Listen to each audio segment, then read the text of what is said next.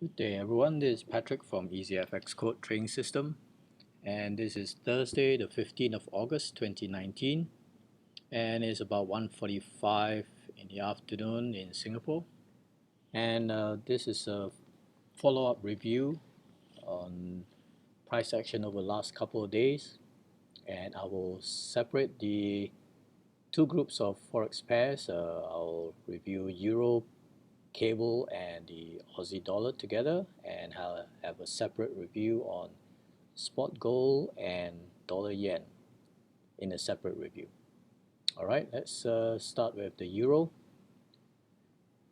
And on the Tuesday, there was further weakness in the euro as it fell towards the monthly pivot and followed through again yesterday, and with further weakness because on Tuesday there was already lower than expected figures for the German ZEW and the Eurozone ZEW sentiment figures as well.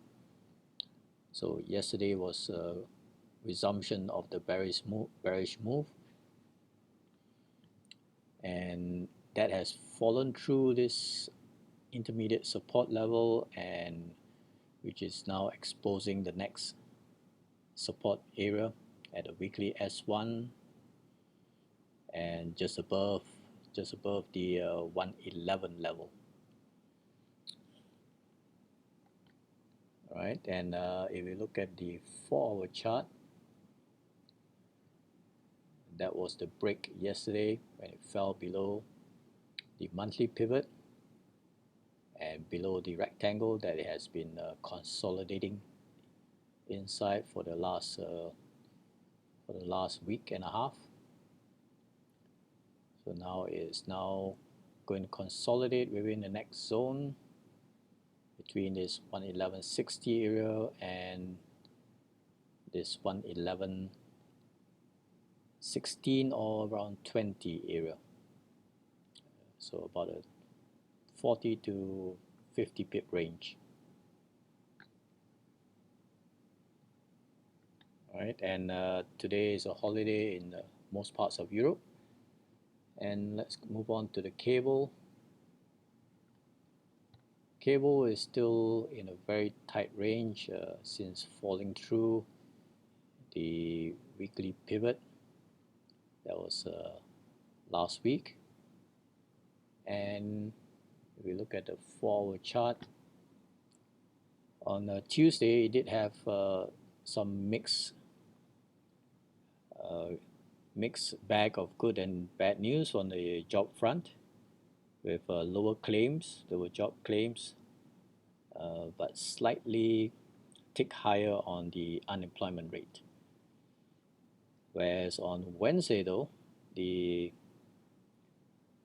CPI and PPI figures were better than expected. So that was yesterday, and that helped to push it up, but again it was blocked by the 121 level. So 121 is definitely a key resistance level, and this whole zone.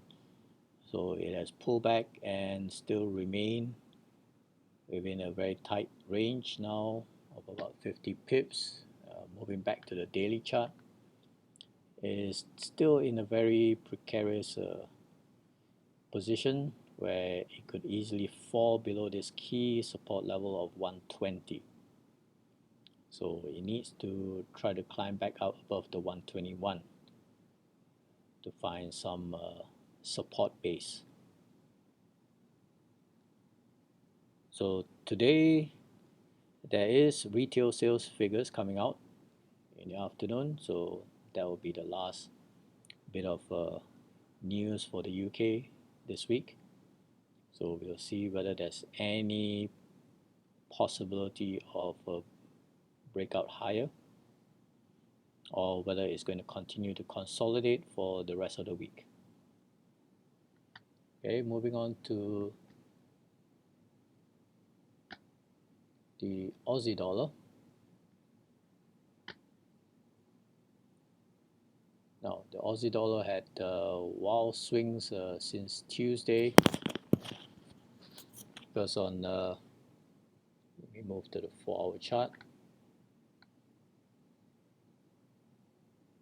Because on Tuesday night, during the US market open at 9:30 a.m. US time, Trump tweeted the US decided to delay the tariffs of the 10% tariffs on the China goods till December, so that they allow the retailers in US to and consumers to not be impacted during the holiday season, while they're shopping holiday season. And this pushed up the Aussie dollar, as there was some relief in the trade tensions, but it was only temporary, because after that it retraced the whole move back down to the support zone again, back down to the 138 Fibonacci extension level. And today it continued to find support and climb because of good jobs data from Australia, so that helped to get it to climb back up above the weekly pivot. So we move back to the daily chart.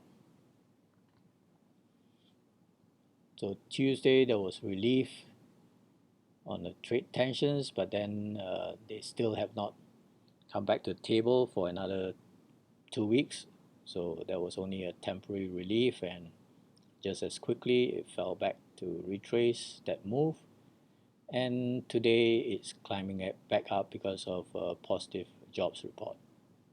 So you can see that it's still trading in this range with 0.68 as a key resistance, down to 67.36 or 40 zone. It's about a 60 pip zone for consolidation. So this is going to be a story for the rest of the week as well, since there's no other news coming up except for US retail sales coming out later tonight. So we'll see whether that has any impact on these three pairs: Euro, Pound, and the Aussie dollar. Alright, I'll review spot gold and dollar yen in a separate video. Have a good trading week, and cheers.